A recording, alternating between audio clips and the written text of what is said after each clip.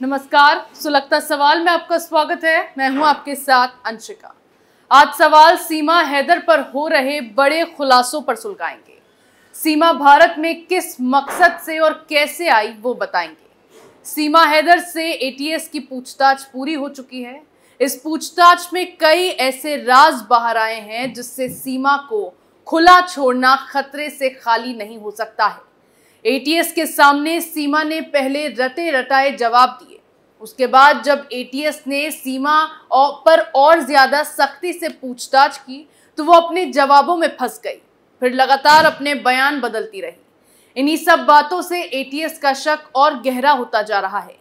ऐसे में अब पूछताछ में जो कुछ भी पता चला है उसकी जांच पड़ताल एटीएस अपने तरीके से करेगी। लेकिन अब पता ये लगाया जा रहा है कि सीमा के इस परफेक्शन में आखिर उसकी मदद किसने की है, भारत में सीमा को किसने गाइड किया है। ऐसे में सीमा पर हुए खुलासे के बाद तमाम सवाल सुलग रहे हैं। सीमा हैदर की सच्चाई क्या है? पूछताछ के बाद अब क्या होगा? सीमा की मदद किसने की है? क्या सीमा पर अब होगा तगड़ा एक्शन? ये सवाल इसीलिए सुलग रहे हैं क्योंकि सीमा की हरकतों और उसके परफेक्शन को देखते हुए एटीएस की पैनी नजरें उस पर बनी हुई है।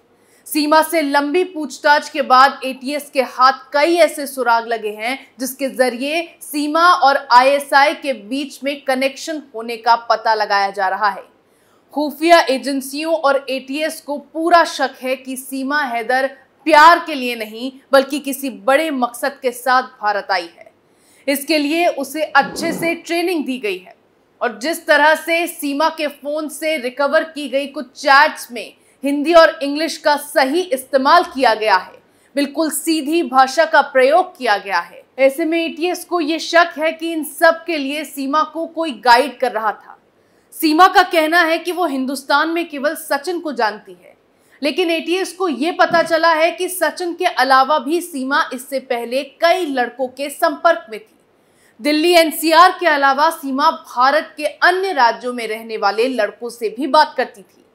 सीमा का दावा है कि वो पबजी के जरिए इन लड़कों के संपर्क में आई थी, लेकिन सीमा ने सबसे पहले अपने बयान में यही कहा था कि वो हिंदुस्तान में किसी को नहीं जानती।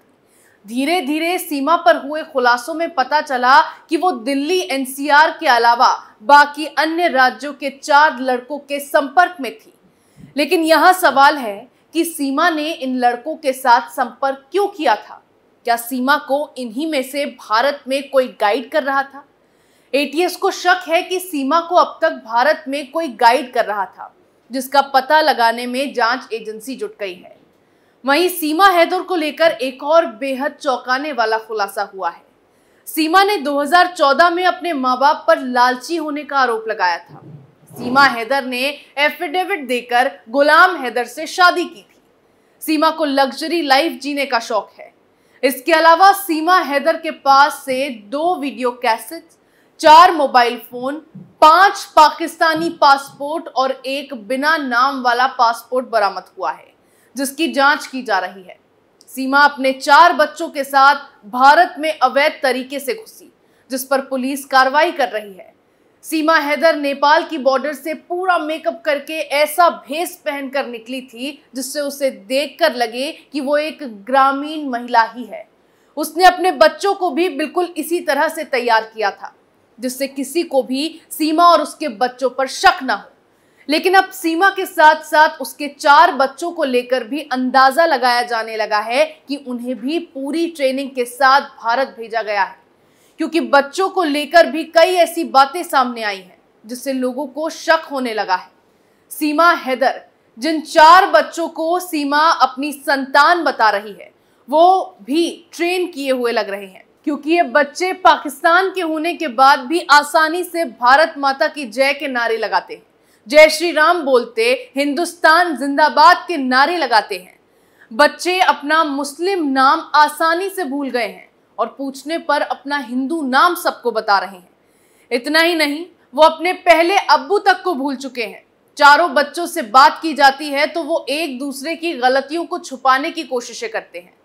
बच्चों के इस रवैये से शक होता है जैसे उन्हें भी अच्छी खासी ट्रेनिंग देकर भेजा गया है। सीमा के दावों के अनुसार जब एटीएस ने नेपाल में छानबीन की तो पता चला है कि सीमा और सचिन वहां फर्जी नाम से ठहरे थे।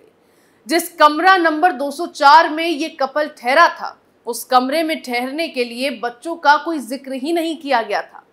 सीमा के पास से 4 मोबाइल फोन बरामद हुए हैं, लेकिन इसका जवाब अब तक एजेंसी को नहीं मिला है कि सीमा के पास ये 4 मोबाइल फोन क्या कर रहे थे। हैरानी की बात तो यह है कि सीमा ने इस बात से भी इनकार कर दिया था कि उसका भाई पाकिस्तानी सेना में है। जमानत मिलने के बाद सीमा ने इस बात को कबूल किया था।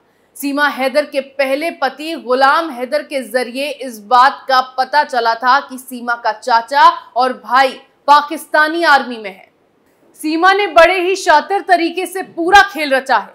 सबसे बड़ा सवाल तो यह भी है कि सीमा हैदर ने हिंदुस्तान में सचिन को ही क्यों चुना है।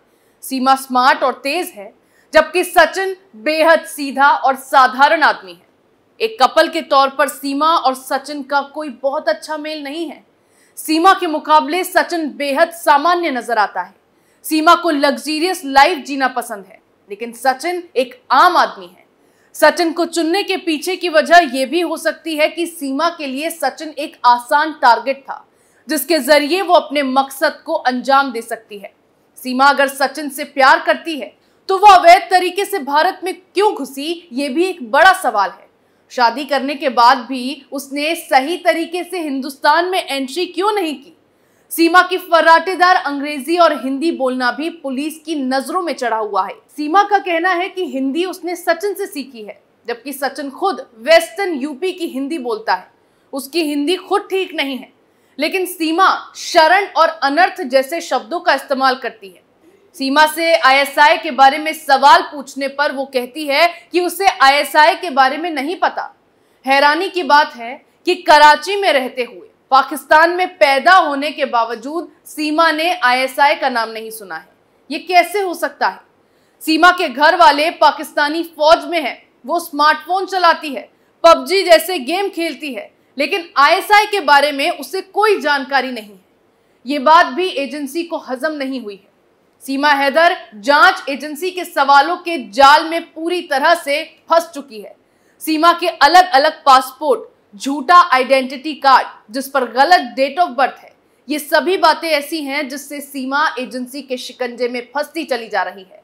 सीमा के भारत आने के बाद से ही लगातार 26/11 जैसे हमलों की धमकियां मिल रही हैं, जिसे देश के लिए बड़े खतरे के तौर पर देखा जा रहा है और ये खुफिया एजेंसियों के साथ साथ पूरे हिंदुस्तान के लिए चिंता का विषय बन गया है।